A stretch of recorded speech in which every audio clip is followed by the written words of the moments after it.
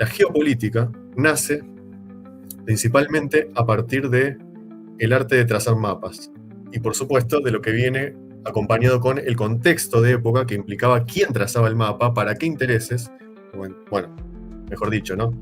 Generalmente era para intereses de Estado, porque es una ciencia, o por lo menos no una ciencia, pero es un enfoque que se trató de llevar a cabo a partir de intereses de estados concretos, ¿no?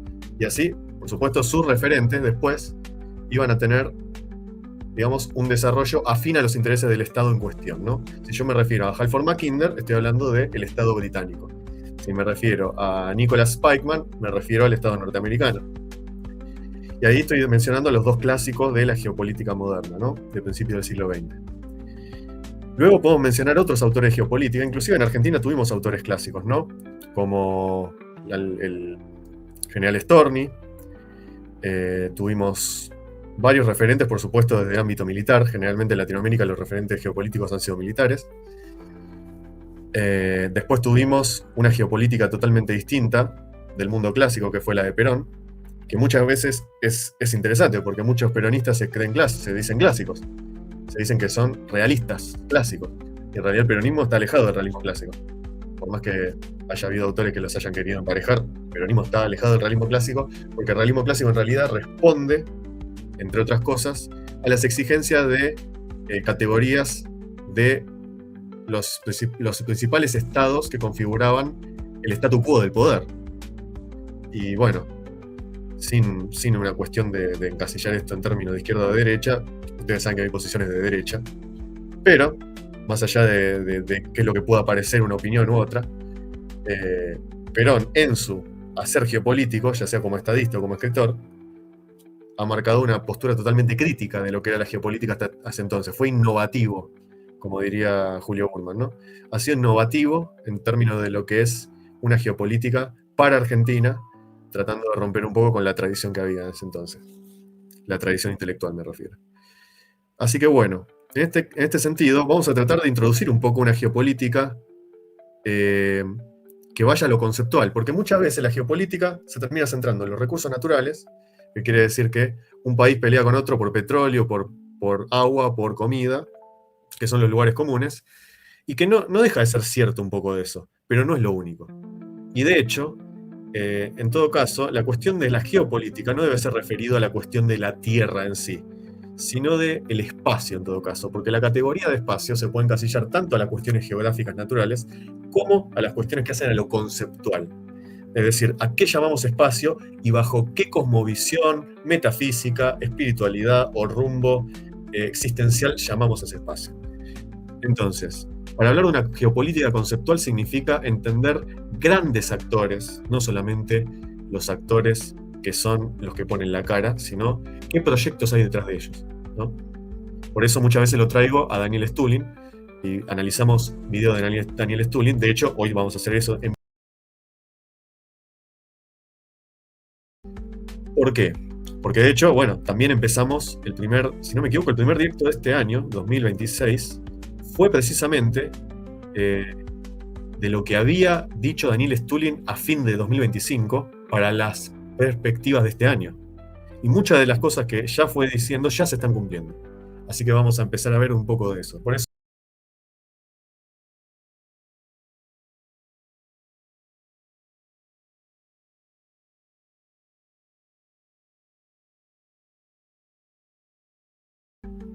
y acá estamos con lo de Daniel Stulin. Vamos a cortar la música un poquito hasta que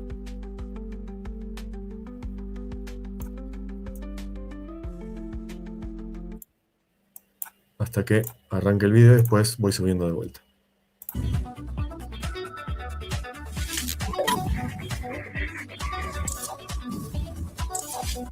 Bueno, buenos días a todos. Muchísimas gracias por estar con nosotros. Por problemas técnicos, sobre todo de internet en la zona, tenemos que... Confirme que se escuche bien, grabar. Por favor. No quiero perder el directo ahí, del sábado. Entonces, quiero comentar varios asuntos, creo que de gran importancia que muchos pasan por alto. Bueno, porque los politólogos y geopolíticos normales de Sion, pues miran todo de forma muchísimo más lineal. Primer tema, que, bueno, habéis visto la portada de de directo de hoy, la guerra invisible. Quiero hablar de los proyectos globales, poder oculto y el tránsito hacia el nuevo orden mundial. Lo que estamos viendo, creo que es obvio que no es una Gracias simple por estar ahí. crisis Gracias por estar ahí. internacional, no es una guerra más cualquiera, ni una transición económica convencional, es algo muchísimo más profundo. Gracias, Fede, gracias por Es estar una ahí. reconfiguración del Hace poder tiempo no nos global en veíamos, Fede. múltiples planos simultáneos, tanto visible como invisible, material como simbólico, político y metafísico. Y para entenderlo, hay que abandonar el marco clásico de análisis. O sea, la politología lineal no sirve para explicar lo que está pasando. No estamos ante estados compitientes. Aquí no es una cuestión bueno o malo, blanco o negro, comunismo, capitalismo. Estamos ante proyectos civilizacionales operando en capas. Y esos proyectos no se anuncian abiertamente, se expresan a través de acontecimientos, conflictos, decisiones aparentemente desconectados que en realidad responden a una lógica superior. De hecho, esto es algo que lo dijo en el anterior podcast y por las dudas lo voy a repetir porque, bueno, tengo incluso amigos y todo que suscriben a ese tipo de análisis y que es que muchos todavía se quedaron en la dicotomía de globalismo versus nacionalismo o patriotismo versus globalismo. Si bien el patriotismo, por supuesto, es un elemento indispensable para quizá plantarse de una geopolítica propia, pero no es suficiente para analizar la realidad. O sea, puede ser en todo caso una medida de prescripción, pero no una medida de lectura, o por lo menos no es una lectura que atienda a la realidad como es en su conjunto. ¿A qué me refiero? Hoy en día el mundo no está entre patriotas y globalistas. El globalismo, como se lo conoce, como globalización económica más intento de gobernanza global política, se está muriendo y casi que está muerta en sí, por lo cual hay una parte de esa dicotomía que no cuaja, pero sobre todo también no cuaja porque los proyectos que hay de entre los actores que van a conformar este nuevo mundo, además de que no son globalistas, tampoco tienen que ver necesariamente con el patriotismo, o sí, pero de otra manera. No es, no es una disputa entre patriotas de un mundo libre y globalistas que quieren un sistema totalitario de vigilancia absoluta. No, hay muchos matices que no tienen nada que ver con eso. Hoy en día, de hecho, ahí podemos meter una pequeña punta de Julius Evola en que el nacionalismo, en algún punto, es insuficiente. Y el nacionalismo no es una respuesta completa. Puede ser una vía para seguir, digamos, es como si uno estuviera en una pendiente en la cual se cayó, como si fuera una montaña, uno se cayó de esa montaña y tiene que volver a subir. O el nacionalismo sirve para subir, pero no es la meta. Porque lo que se juega acá son aspectos civilizatorios. Es conflicto de regiones, pero ni siquiera solo encausadas bajo el interés material, sino que también hay una cuestión civilizacional por los cuales las regiones van no solo a competir, sino a estar en estado de guerra. Y lo peor de todo es que esa no solamente va a ser la norma, sino que encima ese conflicto de civilizaciones plantea cuestiones que hacen que una civilización de otra sea incompatible entre sí. Con lo cual es un mundo mucho más crudo, mucho más violento y mucho más complicado del que veníamos viviendo. Y ese nivel de estructuras como por ejemplo el Bilderberg, el grupo Claro. Bilderberg, no deben interpretarse como conspiraciones simplistas, sino como espacios de coordinación entre... No, no soy el anti-Lucas, estoy tratando justamente de ir más allá de los discursos y los lugares comunes, que incluso yo también tuve. Se trata un poco de eso, de superarse de... A ver, mi idea es la misma. Mi idea es la misma de la que vengo teniendo. Lo único que para analizar la realidad, obviamente, yo sé que igual lo decís en joda, pero la idea, pero justamente para reafirmar el análisis que se está haciendo, perdón, la idea que uno lleva, que no es en realidad que uno tiene una idea por capricho, sino que en todo caso es cómo uno se maneja para tratar de estar de pie en un mundo que te dice bueno, no, tenés que ser materialista, New Age, tenés que ser un ciudadano del mundo, bueno, ahora más o menos. Ahora no sirve mucho ser ciudadano del mundo, pero bueno, tenés que ser de determinada manera, bueno, yo digo, está bien que te pongas a eso, pero ¿cuáles son? ¿Cómo lo vas a hacer? Porque oponerse por oponerse nunca lleva a buen resultado. Si no miremos a Venezuela, si no miremos todos los ejemplos de los estados fallidos, los experimentos totalitarios, no han servido de nada. Entonces, la idea es entender la forma más inteligente posible el mundo para no... Porque justamente en esos lugares comunes es donde te van a vender pescado podrido y donde te van a hacer entrar. Y ahí ya te encolumnaste. Te columnaste en un proyecto que no es el tuyo. De élites transnacionales. Lo que algunos llaman la aristocracia negra. Okay, no es un actor único, no estoy hablando de aristócratas africanos, okay, la aristocracia negra, la nobleza negra veneciana, sino es una red histórica del poder que atraviesa generaciones y que ha sobrevivido a la caída de los imperios, adaptándose a cada época. Su función no es gobernar directamente, es gestionar transición.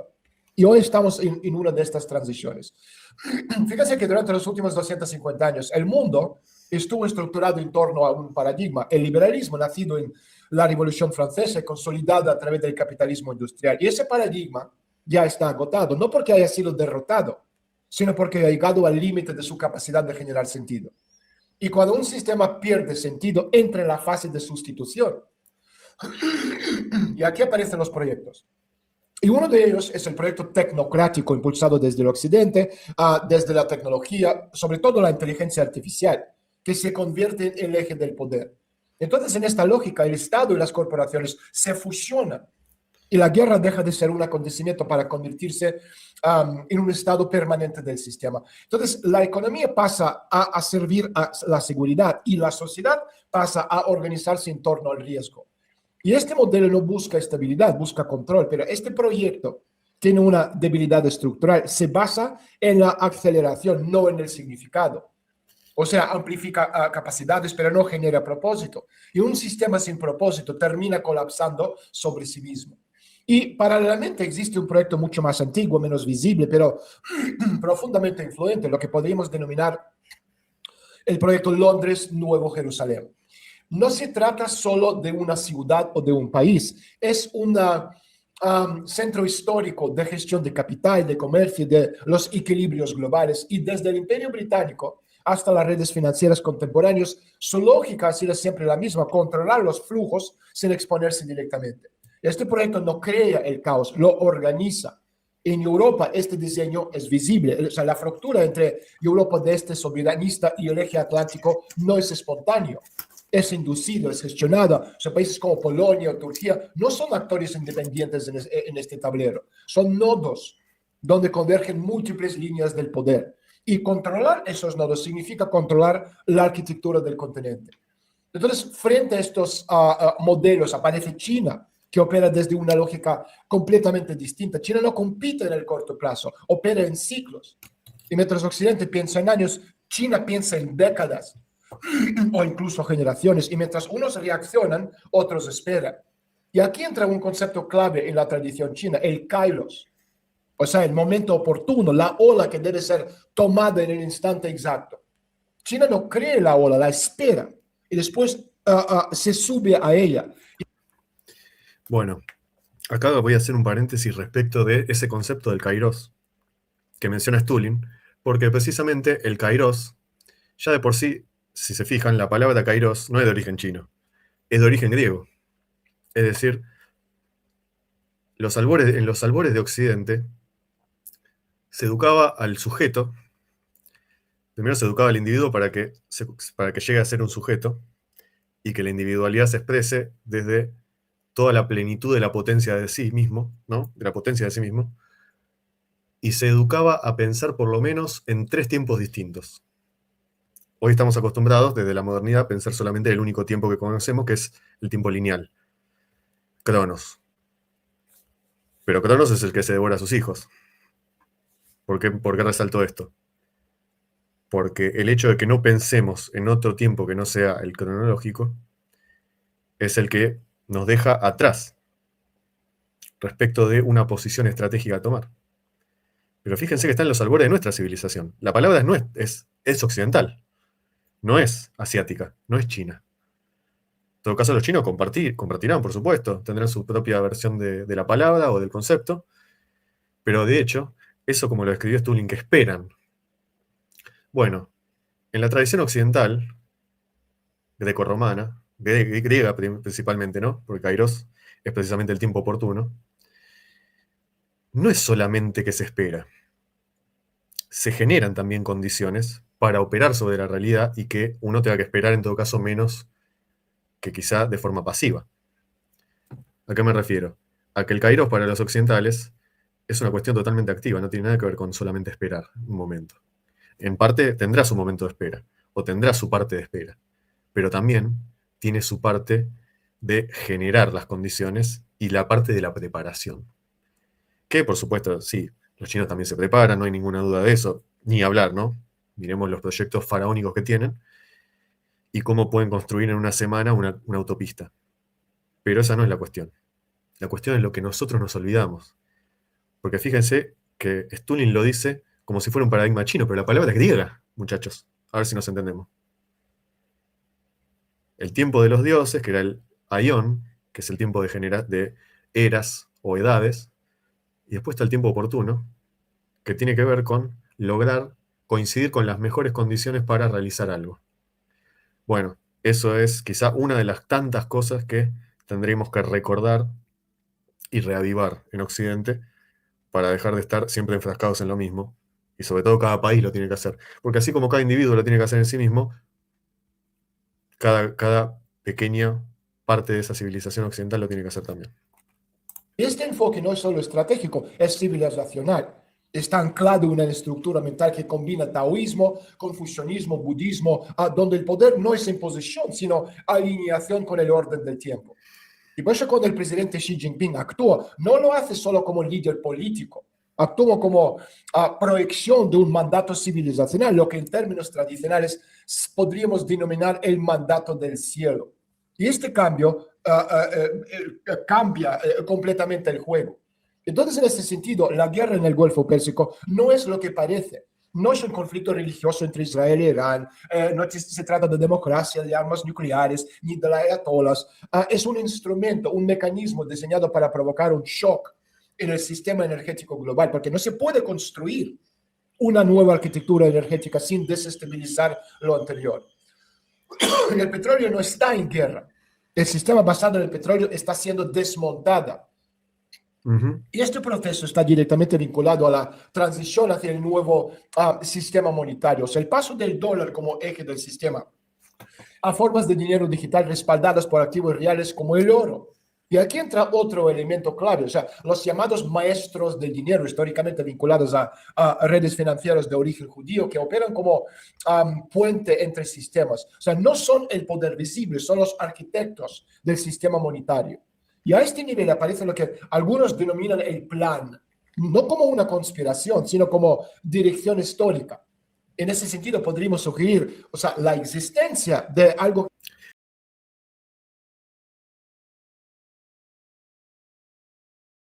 Ébola y que lo voy a retomar más tarde. que se llama Plan Solomón. ¿Okay? O sea, una metáfora que apunta a la construcción de un nuevo orden donde converge el poder financiero, poder tecnológico, poder civilizacional. Entonces, este tipo de narrativas conecta con tradiciones esotéricas antiguas, donde la historia no es caótica, sino dirigida hacia un fin. Y aquí es donde entran las sociedades secretas, las órdenes iniciáticas, la masonería en sus diferentes ritos, estructuras como Bilderberg, no como entidades omnipotentes, sino como mecanismos de transmisión de visión y coordinación de élite. Y su función no es controlar cada acontecimiento. Eso es fundamental. No se trata de que tienen el control total de todo, porque son varios los proyectos que están en pugna. No es que todos tienen el... Eso es una falacia que siempre tiene la conspiranoia. Porque una cosa es hablar de conspiración. Conspiraciones siempre existieron. Desde que hay dos personas diciendo el gobierno no me gusta, ya es una conspiración.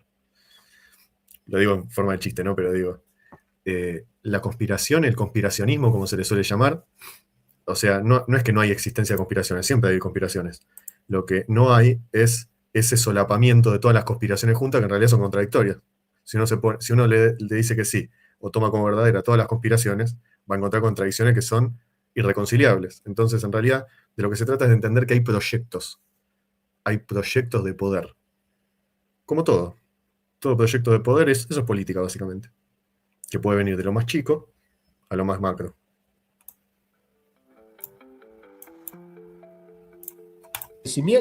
Es asegurar que la dirección general no se pierda.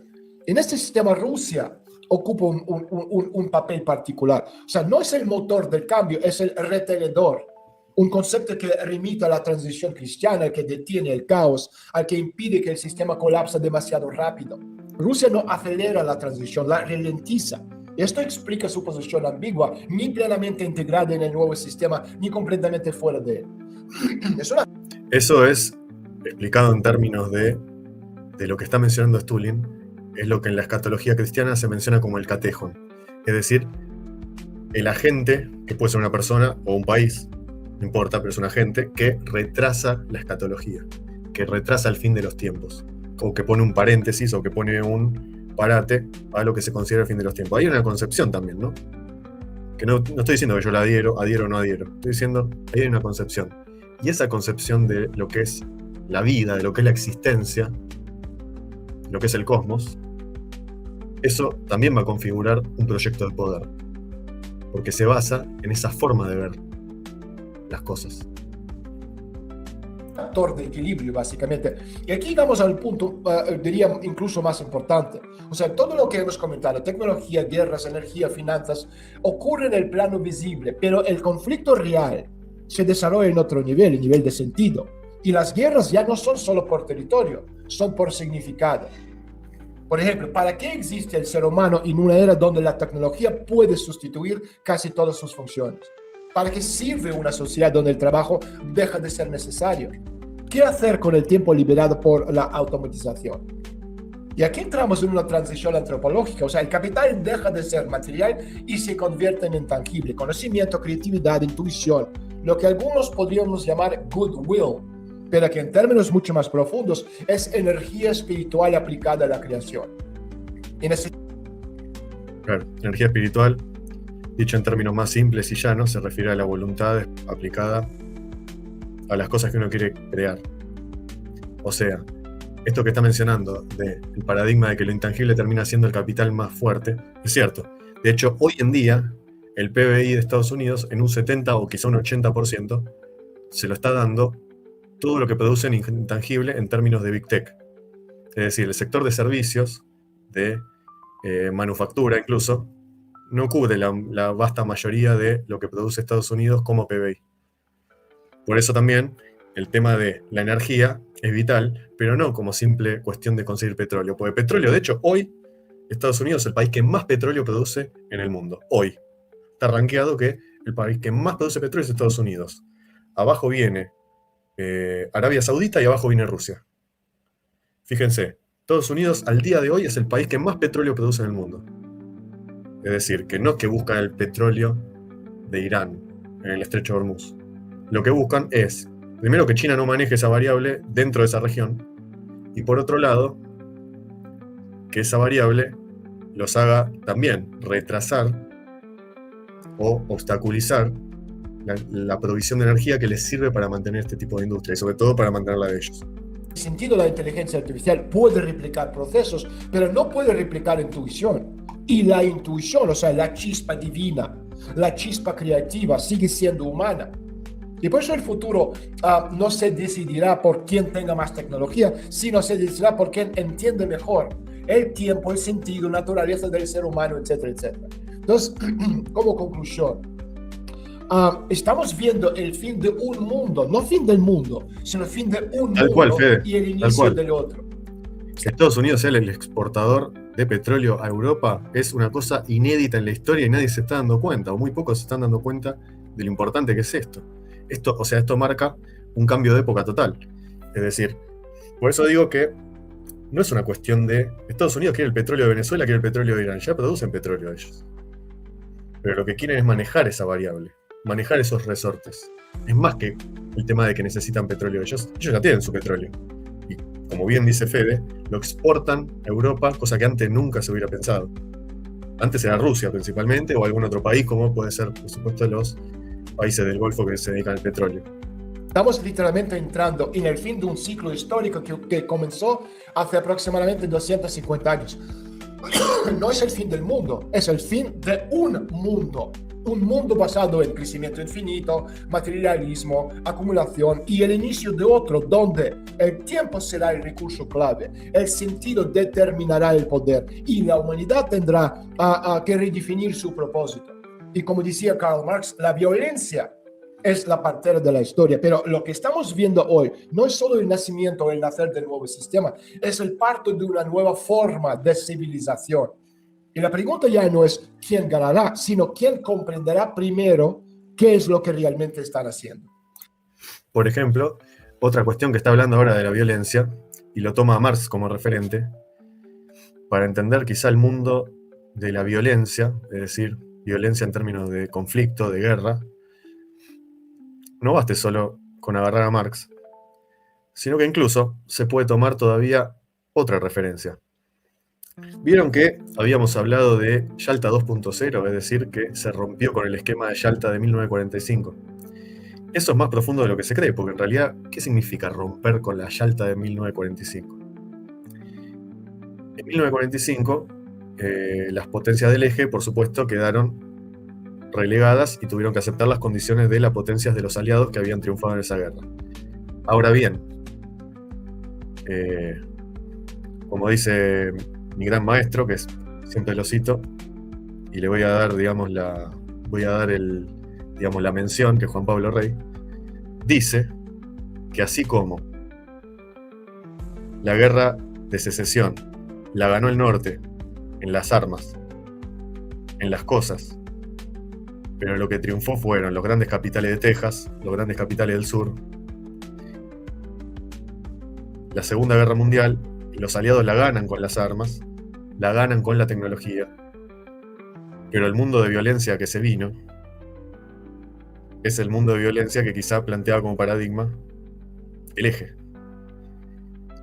Y lo que quedaba, quizás, de ese mundo, entre comillas, de paz democrática, perpetua, de globalización, de instituciones internacionales, eso es lo que se terminó de romper. Por eso es el Yalta 2.0, porque es todavía una profundización de ese mundo de violencia que había quedado latente. Hoy ya no es latente, hoy es manifiesto. Otra cosa que quería comentar esta mañana es el tema de, Donald Trump. O sea, yo no sé ustedes, pero yo tengo la sensación, estamos viendo, que Trump parece que está cada vez más arrinconado. Ahora, la pregunta de muchos es, ¿este tipo puede salir de este embudo en que se ha metido o ya básicamente es el fin de Donald Trump? Fíjense que el principal nodo de aislamiento político de Trump no se encuentra en el exterior, sino dentro de Estados Unidos. A su alrededor se está configurando una coalición muy amplia, heterogénea, pero muy funcional, cuyo objetivo no es simplemente derrotarlo, sino limitar progresivamente su capacidad de acción.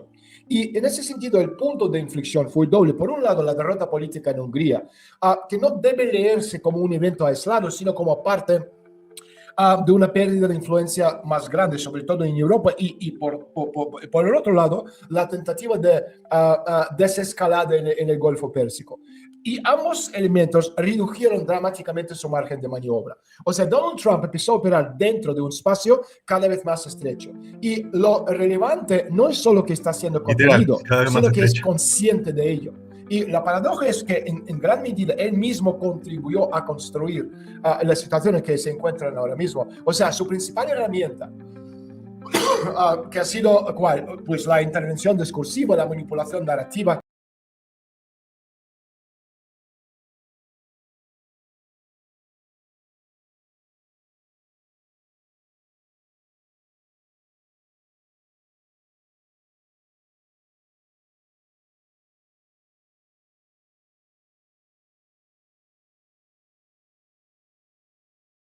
Mucho mejor. Comienza a perder eficacia. Este tipo de poder solo funciona en el contexto donde existe un vacío de voluntad política en el adversario. Y cuando este vacío desaparece, el efecto se diluye y queda reducido al ruido. Es exactamente lo que ocurrió tras Hungría. O sea, no hubo shock, no hubo reacción estructural, solo absorción. Y a partir de ahí podemos entender la situación como una estructura cerrada, o sea, una jaula con 4 límites muy bien definidos. Con respecto a Trump, porque ahora va a hablar un poco, va a mencionar algo interesante sobre el tema del rumbo nuevo de Hungría a partir de que pierde Orbán, después de muchísimos años de consolidar un proyecto político con sus características. El tema de Trump es hoy quizá uno de los objetos de debate más fuertes, no tanto por defractarios, sino por propios, es decir, por trumpistas.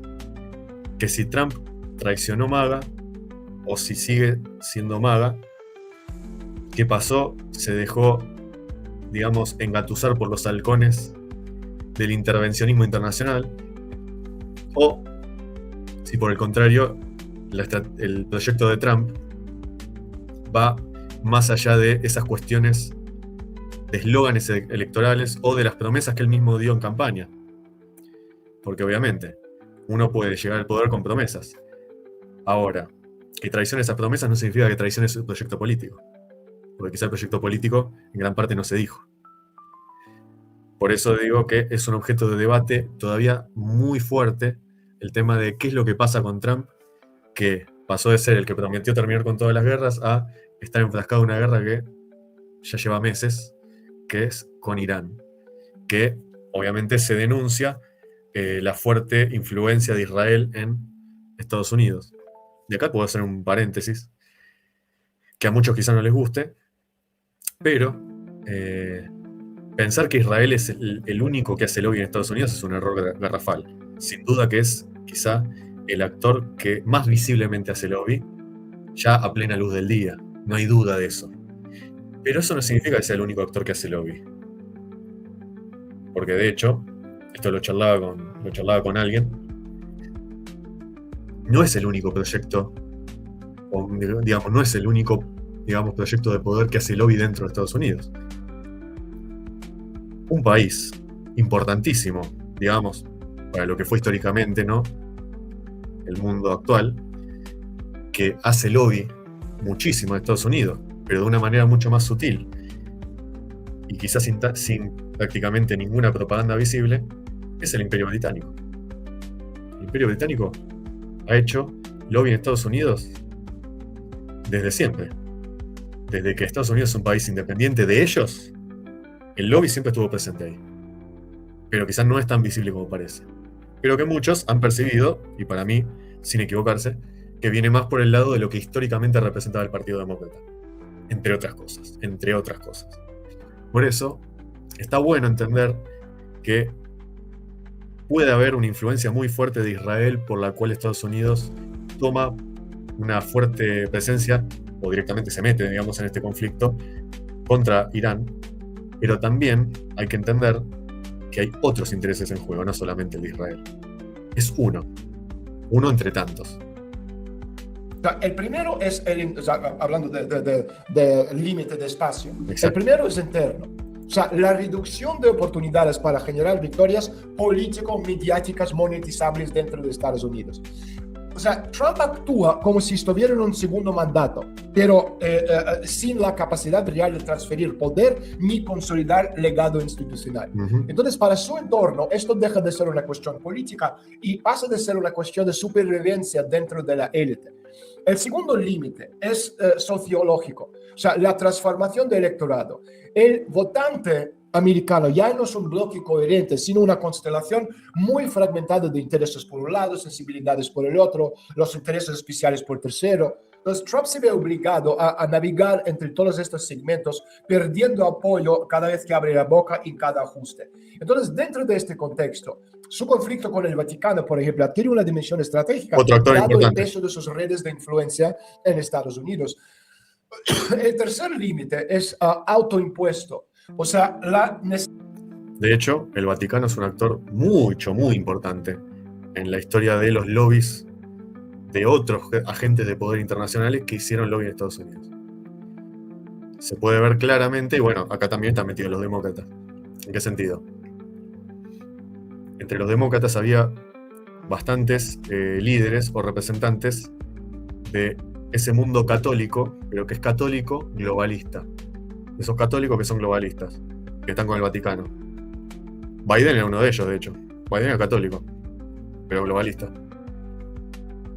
Y los que fueron demócratas, después del fin de la Segunda Guerra Mundial, tenían, y que manejaban todos los sistemas de embajadas, tenían el auspicio principalmente del Vaticano, entre otras influencias.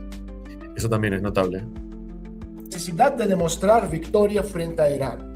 Y aquí la retórica de Trump ha llegado a su límite. O sea, el discurso ya no produce resultados y el sistema empuja hacia una solución de fuerza. ¿Os acordáis? ¿No? Al principio esto termina en 2 días, esto termina en unas semanas, esto termina en 10 días, nunca hemos dicho 2 días, sino un mes. Bueno, entonces Trump fue en gran medida un presidente de la fe, es decir, de la narrativa movilizadora. Pero ese capital...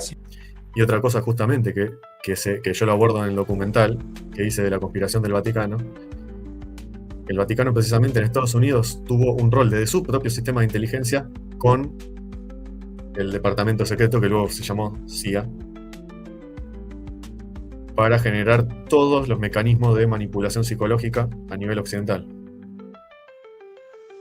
Porque justamente el Concilio Vaticano II lo que significa es un cambio geopolítico en lo que era el Vaticano hasta ese entonces, de ser un actor pasivo del mundo a ser un actor activo y que se meta de lleno a formar, a crear o formar realidad en el mundo moderno. Que esto es algo que tiene que ver con todas las operaciones de intento de control psicológico a nivel cultural. Simbólico ya no existe más. Y el cuarto límite es externo, sobre todo europeo. O sea, las élites europeas, junto con sus redes de lobby, han logrado superarlo tanto, sobre todo en el plano institucional como en el plano informativo. O sea, han consolidado posiciones en plataformas clave, desplazando la capacidad de Trump de influencia. Y en este punto emerge una hipótesis que, aunque puede parecer conspirativa, resulta estructuralmente coherente. Trump está siendo conducido deliberadamente hacia una situación de pérdida total de libertad operativa, con el objetivo de forzar una derrota, y preferiblemente en el ámbito externo, que limite definitivamente su papel dentro de la política estadounidense. Es un juego muy nítido. Y el objetivo último no es solo debilitarlo, sino impedir que influya en la configuración del futuro del Partido Republicano, sobre todo en la designación de un sucesor. Entonces, desde esta perspectiva, el conflicto en el Golfo Pérsico deja de ser un episodio original y pasa a entenderse como una pieza dentro de una arquitectura mayor, o sea, un escenario diseñado para obligar a Donald Trump a actuar en condiciones desfavorables. Y yo creo que aquí aparece el verdadero dilema estratégico. O sea, para demostrar una victoria, Trump se enfrenta a dos opciones igualmente problemáticas: o escalar hacia una confrontación con una Europa en proceso de militarización acelerada, sobre todo en torno a Groenlandia, donde ya no dispone de aliados internos, o entrar en una dinámica de confrontación directa con Rusia, en gran medida impulsada por élites europeas operando en la sombra. Y ninguna de las dos opciones le permite recuperar el control. Ambas lo encajan, lo encadenan más profundamente en el sistema que intenta contenerlo. Entonces, los acontecimientos recientes confirman esto. Y Europa es un actor que, si bien se ha debilitado progresivamente con el tiempo, sí está buscando, aunque sea, mantener su supervivencia, dándole por primera vez en décadas, justamente desde Yalta, la espalda a Estados Unidos. Quizá Trump es el gran catalizador de que Europa, por fin, no sé si de la mejor manera, pero por fin esté buscando tener una estrategia de defensa propia, independiente de Estados Unidos, inclusive para mantener a raya a Rusia, que es lo que quizá Carl Schmitt haya dicho que Europa debía hacer ya por esa época. Estamos hablando de finales de... después de la posguerra, ¿no? Estamos hablando de finales de los años 70, o entre los 70 y los 80, que Carl Schmitt ya advertía que Europa necesitaba adquirir una estrategia propia distinta del marco normativo de Estados Unidos y de la presencia atlántica, ¿no? Como paradigma atlántico, ¿no? De poder como proyecto político, pero también que se sepa distinguir de Rusia de igual manera, porque precisamente Rusia, por lo menos desde la óptica del comunismo, obviamente era un proyecto fagocitador. Entonces, para mantener esa tercera posición, digamos así, debía mantener distancia de ambos bloques, cosa que quizá en ese momento era imposible. Hoy en día Rusia, sin ser comunista, pero manteniendo un resto, una estructura heredada de los servicios de inteligencia soviéticos, no es precisamente tampoco el baluarte de la tradición que muchos dicen, ¿no? todos los autores euroasiáticos que presentan a Rusia como el baluarte de la tradición. Bueno, yo los invito a ver los índices de aborto en Rusia, los índices de adicciones en Rusia, que comparado con otros países, inclusive Estados Unidos, sigue estando por encima. Entonces, Rusia tampoco es la gran potencia tradicional antimoderna. No es tan así. Pero sí, por supuesto, tiene un proyecto propio. De eso no hay ninguna duda. No hay ninguna duda de eso. Pero, por eso acá conviene ver los grises incluso. Poner blanco sobre negro en cada cosa. Para ver justamente dónde están esos pequeños detalles que nos hacen salir de los eslóganes, salir de los lugares comunes y ver la realidad como es. No como la propaganda de los distintos bandos nos dice que es. Dinámica. Trump no logró sostener la lógica de negociación con Irán y optó por una acción de fuerza contra buques. Acá Fede pregunta, ¿el conflicto iraní perjudica el poder de influencia de Europa? Depende cómo termine. Porque de hecho, se estuvo hablando de que las agencias de inteligencia de Estados Unidos están evaluando por pedido de Trump, de la Casa Blanca, ver cuál sería la reacción de Irán ante una retirada de Estados Unidos que la van a cantar como una victoria. Es raro, ¿no? Hablar de una retirada cuando ganás. Pero bueno, porque evidentemente el conflicto ha mermado la imagen de Trump en las encuestas. Cada encuesta le da peor desde que empezó el conflicto hasta ahora. De hecho, la mayoría del pueblo estadounidense, en distintos extractos, está en contra de la intervención estadounidense, está en contra de que Estados Unidos intervenga en Irán, en el estrecho de Hormuz. Porque, bueno, hay consecuencias que son lógicas y visibles, inmediatas. La suba del precio del petróleo, el faltante de fertilizantes y una serie de cosas que hace que la vida se encarezca para todo el mundo. Bueno, porque, a ver, por supuesto que eso tiene su contraparte también, ¿no? Las empresas petroleras estadounidenses y las que producen grano, en parte, también hicieron más plata. No es todo tan simple. Pero, por supuesto que para el bolsillo del estadounidense promedio significa una mayor merma de su poder adquisitivo. Entonces, para aliviar las elecciones de medio término y que no sean tan desastrosas como por ahí se están viendo, bueno, se está pensando qué pasaría si Estados Unidos dice, bueno, ganamos, ya nos retiramos. A ver cómo reacciona Irán.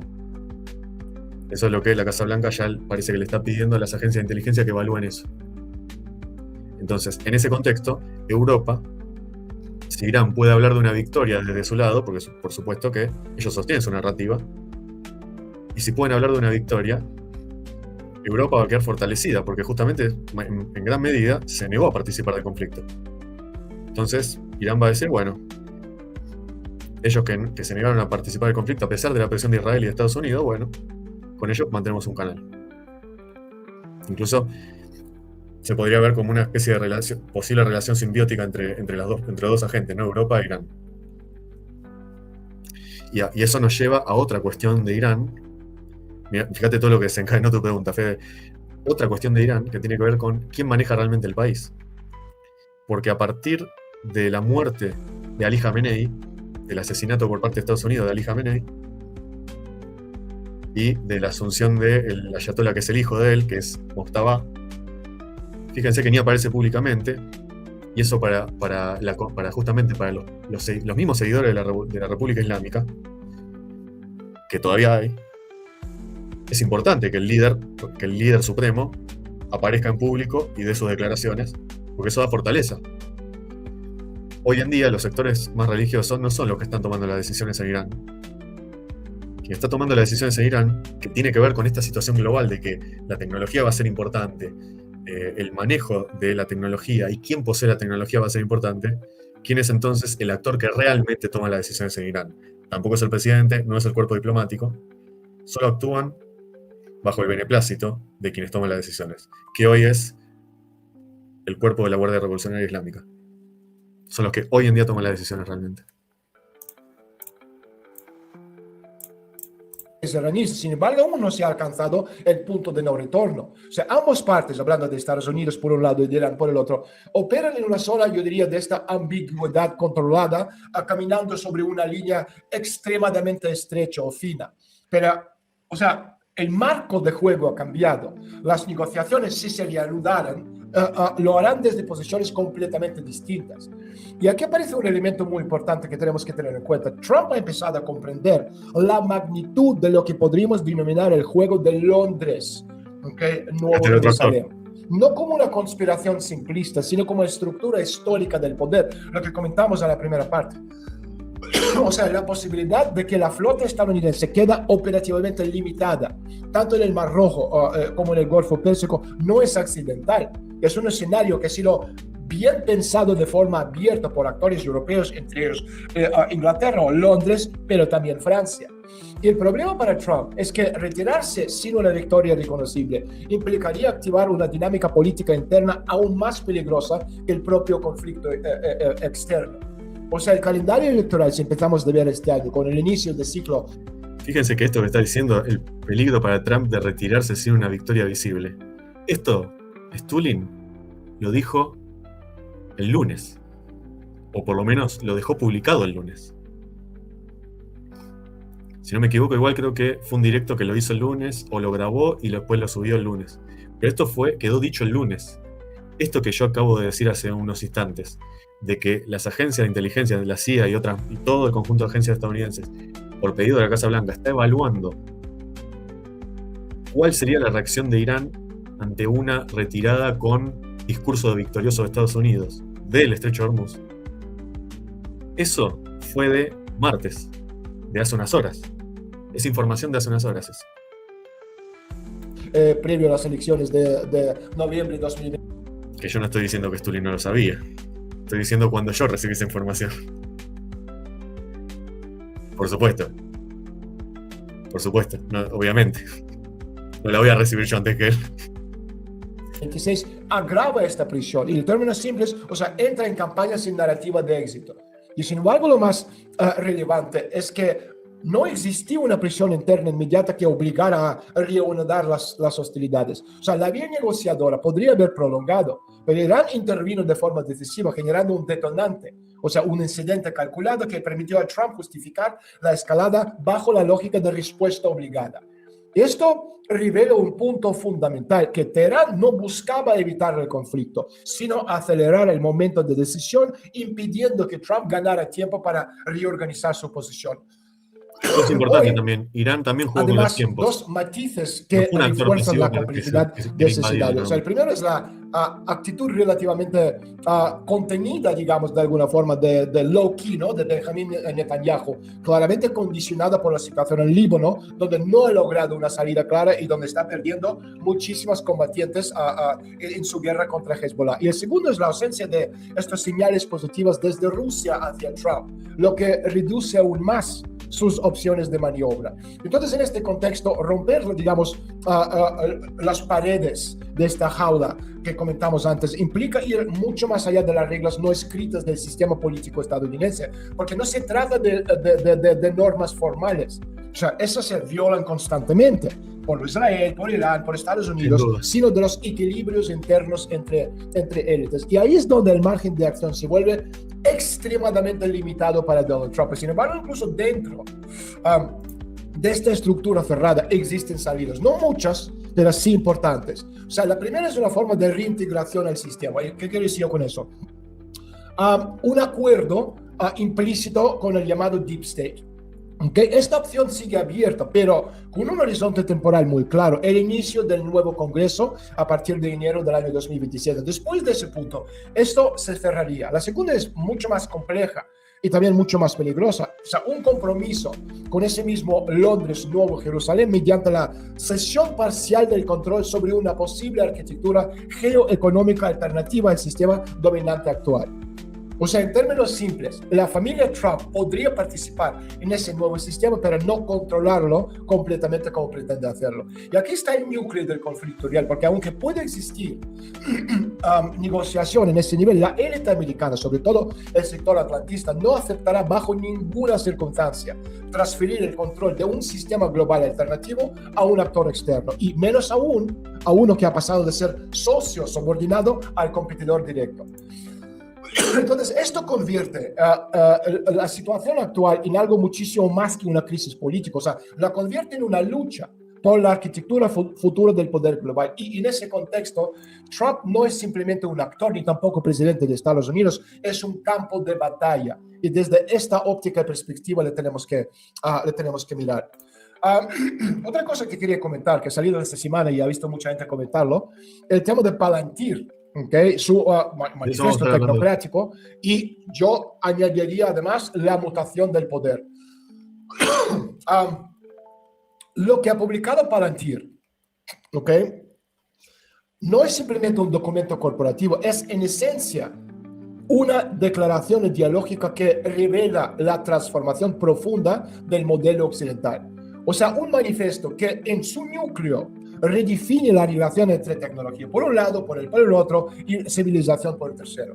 O sea, la tesis central es muy, muy clara. El paradigma que dominó las últimas décadas, la combinación de soft power, mercado global, tecnologías de consumo, ha llegado a su límite, ya no es suficiente. Y en su lugar emerge otro modelo, mucho más crudo, mucho más directo, mucho más violento, el poder duro, hard power, reconstruido sobre una base tecnológica donde el software y... Acá tenemos una imagen de un compañero de trabajo que cada vez que se habla de derecho internacional, bueno, este es el derecho internacional actual, ¿no? Por si quedaban dudas.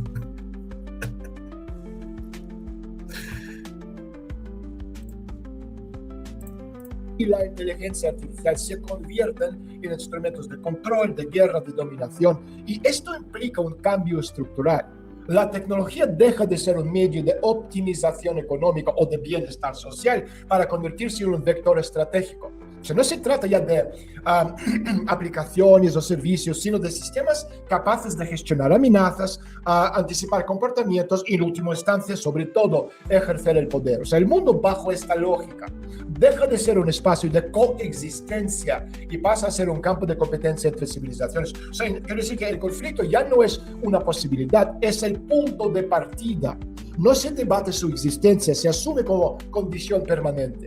Entonces, desde esa perspectiva, el desarrollo de armas basadas en inteligencia artificial no es una opción ética, sino una necesidad estratégica, algo que llevamos comentando ya muchísimo tiempo. Y la pregunta no es si deben criarse, sino quién llegará primero. Y en consecuencia, o sea, cualquier debate ético se presenta como un obstáculo. La renuncia al desarrollo equivale dentro de esa lógica a la derrota. Entonces, la militarización deja de ser una excepción y se convierte en norma. Y la sociedad en general, ¿okay? Es llamada a participar en este riesgo colectivo de la guerra, y las prioridades económicas se reorganizan en función de las necesidades militares. Habéis visto cómo cambia, ¿no?, el concepto y el enfoque. Entonces, en este proceso se produce una mutación aún mucho más profunda, la fusión entre el Estado y las corporaciones tecnológicas. Entonces, Palantir plantea explícitamente que las empresas tecnológicas deben asumir funciones que históricamente pertenecían al Estado, o sea, no como proveedores, sino como actores estratégicos. Y esto implica el surgimiento de centros privados de toma de decisiones en materia militar, geopolítica. O sea, el poder ya no se distribuye entre instituciones políticas tradicionales, sino que se desplaza hacia quienes controlan la infraestructura tecnológica. Y este es el giro, digamos, verdadero giro. O sea, no es el Estado el que demanda tecnología, es la tecnología y quienes la controlan lo que empieza a definir la agenda del poder. Entonces, en ese sentido, el documento de Palantir, su manifiesto, no describe simplemente una tendencia, la legitima. Propone una economía orientada a la guerra, una sociedad movilizada, una estructura del poder integrada donde el Estado, corporaciones operan como un solo sistema. Y para aquí aparece, digamos, el primer límite de esta visión. O sea, la lógica de Palantir es la lógica del ingeniero. ¿En qué sentido? Si un sistema es débil, se refuerza. Más capacidad, más velocidad, más eficiencia. Entonces, desde este punto de vista, la solución es evidente: acelerar, potenciar, optimizar. Sin embargo, esta lógica ignora un nivel fundamental. O sea, como señalaba Clausewitz, La guerra no se decide únicamente por cálculos técnicos. Existen fuerzas morales, intangibles, imposibles de cuantificar, que determinan el resultado, incluso cuando los números son desfavorables. Sí. En ese sentido, la tecnología no crea fuerza por sí misma, amplifica el estado de aquello que ya existe. Y aquí surge la pregunta muy incómoda.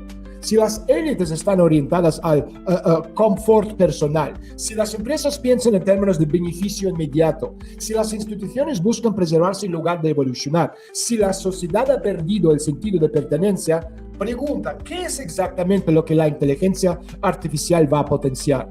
Y la respuesta es evidente, va a potenciar ese mismo estado de fragmentación, de corto plazo, de desconexión. Ese es el punto de ruptura con la visión de Alex Carr, porque él plantea la necesidad de acelerar, pero la aceleración no implica necesariamente avance, puede ser simplemente una forma más rápida de avanzar en la dirección equivocada, porque la velocidad sin dirección no es progreso. Es una forma del colapso acelerado. Y esto nos lleva a una cuestión estratégica mucho más profunda. ¿Qué ocurre si no podemos responder de manera simétrica? Si no podemos replicar en el corto plazo el mismo nivel tecnológico. Entonces, desde... Mira, Fede, acá te adelantaste. ¿Esto no es un cuarto Reich? Bueno, justamente de eso va a hablar. Una lógica convencional, esto sería una derrota, pero solo si aceptamos el marco de adversario. En el sentido que la historia demuestra que las verdaderas victorias no se producen necesariamente en pleno de los recursos, sino en el plano del significado. O sea, Rusia en muchos momentos históricos no ha ganado compitiendo en velocidad o capacidad, sino cambiando el nivel del conflicto. Y como enseñaba Sun Tzu, la forma más alta de estrategia consiste en vencer sin combatir. Esto no es una apelación a la astucia superficial, sino a la capacidad de actuar sobre la fuente misma del poder del adversario. Esa fuente no es la tecnología, es el ser humano. Y muchas veces ese es el concepto de cabalgar el tigre. Olvidamos, sobre todo los globalistas satanistas, la base de todo es la chispa divina del ser humano, pero no como objeto de gestión, sino como sujeto consciente de la historia. Y aquí emerge el núcleo del problema que el manifiesto de Palantir no aborda. La inteligencia artificial puede construirse, puede copiarse, incluso robarse, pero una sociedad no. Una sociedad no se fabrica en una máquina de 3D, se construye, o está congestionada o está fragmentada, o tiene propósito o se mueve por inercia. Si está fragmentada, la tecnología no la fortalece, acelera su disolución. Y por eso el problema real no es tecnológico, es ontológico. No es cuántos modelos de inteligencia artificial existen, ni cuántos servidores se construyen. Es si existe una comunidad capaz de dotar de sentido a esas herramientas. Si hay individuos que perciben el Estado como algo propio, como una responsabilidad compartida y no simplemente como un entorno del que extraer beneficio. Sin ese elemento no hay estrategia, solo infraestructura. Y aquí aparece la dimensión mucho más profunda, lo que rara vez se menciona en estos debates. La tecnología pertenece al tiempo lineal. Se desarrolla, se mejora, se reemplaza. Exacto. Pero las civilizaciones pertenecen al tiempo profundo, se forman, se transforman, resisten o desaparecen. Sí. Y Palantir opera en la lógica de la aceleración del tiempo lineal, pero la historia no siempre recompensa al más rápido. A menudo recompensa al que comprende mejor el sentido del tiempo. Porque en última instancia el conflicto que estamos viviendo ahora mismo no se decide en plano visible de los sistemas, sino en el plano invisible del significado. Y ahí es donde se define si una sociedad tiene futuro o simplemente prolonga su inercia hacia la destrucción. Y es precisamente en ese plano, no en el tecnológico, donde se encuentra hoy la verdadera línea del frente. Y ya para terminar, quería comentar un poco, a grosso modo, una cantidad de cosas que está pasando a nivel mundial. Volviendo un poquito a lo que comentamos al principio de proyectos globales. Lo que estamos observando hoy no es una suma de las crisis regionales ni una simple competencia entre estados. Esto ya lo hemos comentado, es algo mucho más profundo. La colisión de proyectos civilizatorios, proyectos globales, cada uno con su propia lógica del poder, su propia visión del mundo y lo más importante, su propia comprensión del tiempo. Durante décadas, Sistema internacional funcionó bajo una apariencia de coherencia. Globalización, mercados abiertos, instituciones multilaterales o multinacionales. Pero esta coherencia no era estructural, era un equilibrio temporal sostenido por la hegemonía de un único centro del poder. Y ese equilibrio ha desaparecido. Y en su lugar emerge un sistema fragmentado, donde diferentes proyectos civilizatorios intentan reorganizar el mundo bajo principios absolutamente incompatibles. Y uno de estos proyectos, quizás digamos el más explícito, ha sido recientemente formulado desde el ámbito tecnológico, lo que acabamos de comentar, el tema, el manifiesto, ¿no?, de Palantir Technologies. O sea, no es simplemente una declaración corporativa, es la cristalización de una nueva lógica occidental, el paso de un modelo basado en soft power a un modelo de tecnopoder militarizado. Entonces, la tecnología en ese sentido deja de ser herramienta y se convierte en esta infraestructura de dominación. Y la inteligencia artificial no se plantea como instrumento de desarrollo para mejorar la vida del ser humano por kilómetro cuadrado de espacio contra la naturaleza, sino como elemento central de disuasión y control, la piedra angular del nuevo mundo de control total. Y la guerra deja de ser una excepción y pasa a ser el estado natural del sistema. Entonces, este proyecto redefine incluso la estructura del poder. O sea, el Estado y las corporaciones se fusionan en un único circuito operativo. ¿Podemos? Sí, que quizá en Occidente no era tan presente o no era tan explícito. Hoy en día lo va a empezar a hacer. Al menos va a ser explícito. Si no era existente, o si era existente, al menos ahora va a ser explícito. Cosa que ya ocurre en China, ya viene ocurriendo desde hace décadas en China, y que también Rusia y otros agentes importantes lo vienen haciendo de igual manera. Esta fusión del Estado y las corporaciones. Fíjense, fusión de Estado y corporaciones, ¿a qué régimen político nos suena? ¿No? Repasemos un poquito. ¿A qué nos suena el Estado y las corporaciones fusionadas bajo un mismo proyecto? ¿Cómo se llamó eso en el siglo XX? A ver, Fede, que está ahí comentando, si puede adivinar una respuesta. O los que estén del otro lado también, que quieran también comentar. ¿Cómo se llama el sistema que combina el Estado y las corporaciones como una fusión de intereses en un interés? Por esto tiene que ver con lo que yo mencioné de por qué Yalta 2 es una profundización de Yalta 1. Es decir, de lo que había quedado latente, hoy ya es manifiesto. Porque ese era justamente el paradigma del eje. Estado y corporaciones fusionadas.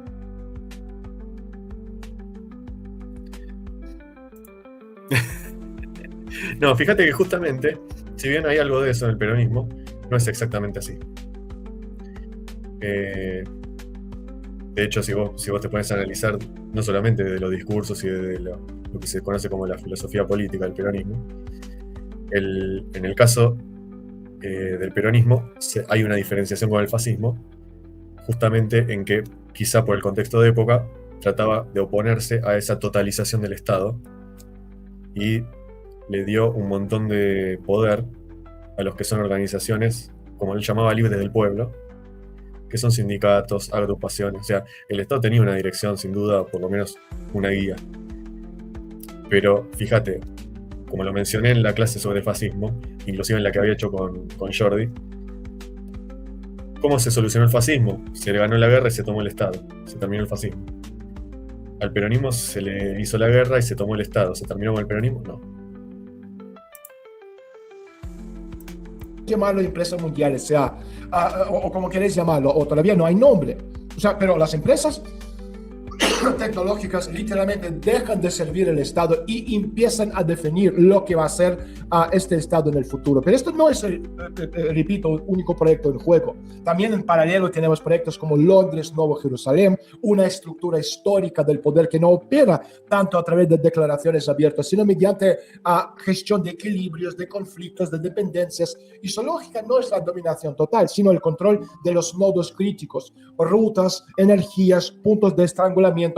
Y por eso, si estamos observando bien lo que está pasando en Oriente Medio, tenemos que entender, yo lo he dicho muchas veces, que al final de todo, detrás de Irán está Londres. No estoy diciendo que son socios y amigos, sino a nivel conceptual, Londres maneja, conceptualmente lo que está pasando, porque obviamente la estructuración de las rutas que sea Malaca, que sea Zonda, que sea Bab el Mandeb, que sea Estrecho de Hormuz, ¿ok? Todo esto, hablando de la lógica de control de los nodos críticos, rutas como consecuencia energía, como consecuencia puntos de estrangulamiento. Y este proyecto se manifiesta hoy con claridad en Europa.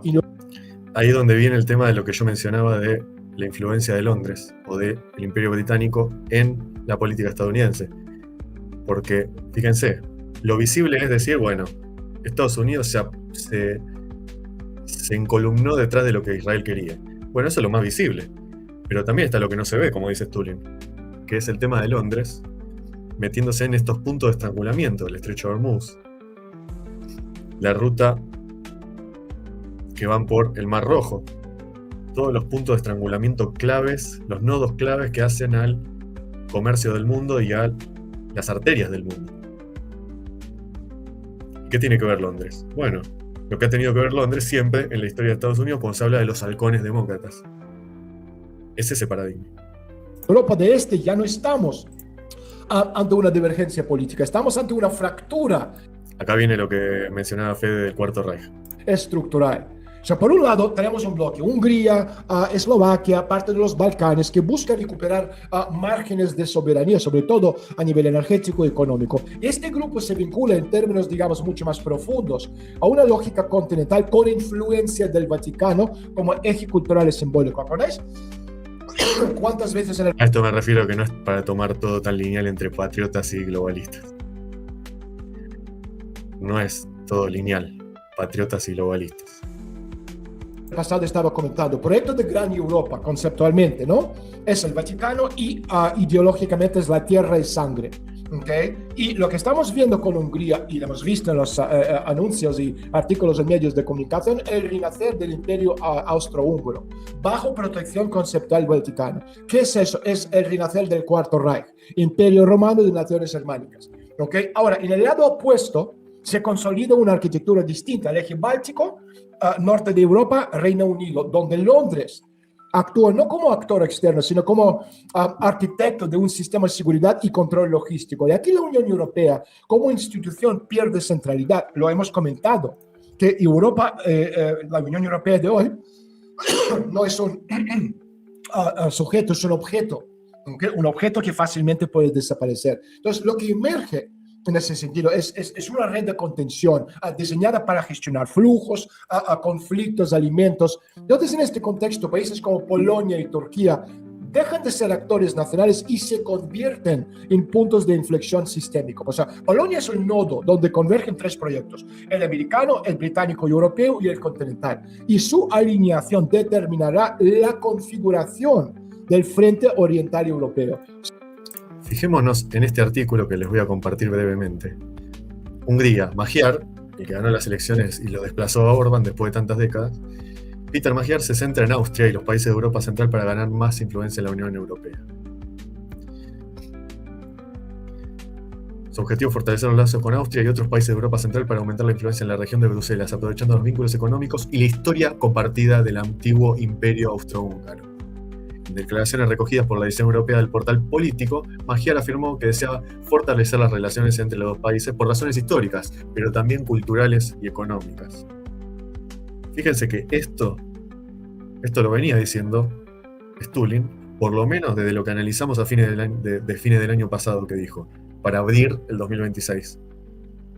Él ya estaba anticipando esto, que hay una vuelta de los imperios, una vuelta de la lógica conceptual de lo que fueron esa delimitación de espacio de algunos de los imperios germánicos para establecer este proyecto. Bueno, acá lo vemos. O sea, no es cuestión de gobierno, es una cuestión de arquitectura regional. Turquía, por su parte, representa un caso aún más complejo. O sea, no está entre bloques, está atravesada por los bloques, porque funciona simultáneamente como plataforma logística del proyecto británico. Lo hemos comentado también muchas veces, que detrás de Erdogan está Londres, Nuevo Jerusalén, también como pieza dentro del esquema de control energético de Estados Unidos e Israel, y como último punto de acceso de Europa continental hacia rutas alternativas, sobre todo energéticas. Entonces, esto genera una tensión interna creciente. O sea, Turquía no equilibra fuerzas, los absorbe. Y cuando múltiples proyectos civilizatorios compiten dentro de un mismo espacio, el resultado no es estabilidad, sino sobrecalentamiento estructural. Rumanía, por ejemplo, ilustra otro aspecto de este proceso, la erosión de la periferia.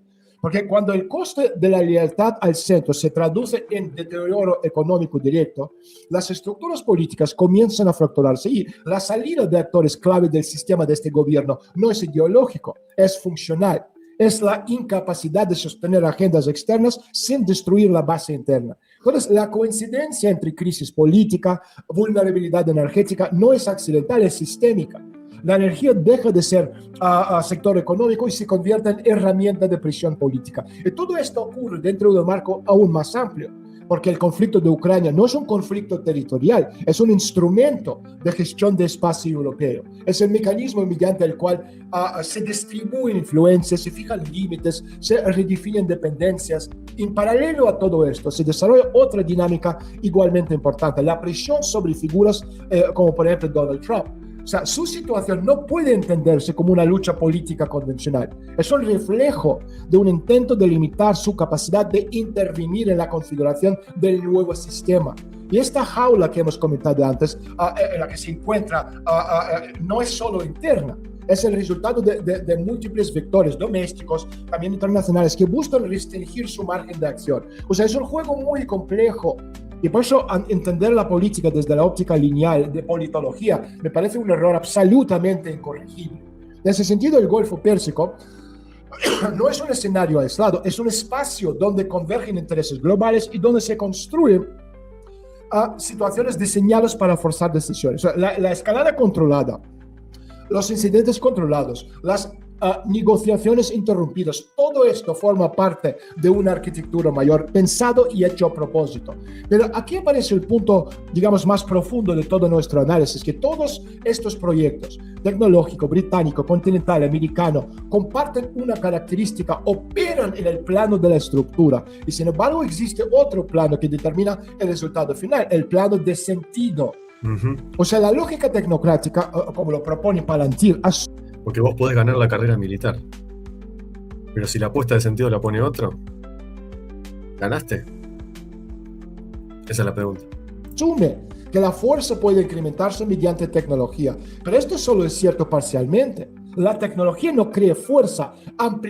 Recordemos la trampa de Tucídides, ¿no? Que retrata la guerra del Peloponeso entre Esparta y Atenas. Esparta era la potencia militar, y Esparta ganó militarmente la guerra de Atenas. Pero Atenas con el tiempo se impuso culturalmente y Esparta terminó en el olvido. Esto ya ocurrió. Significa lo que ya existe.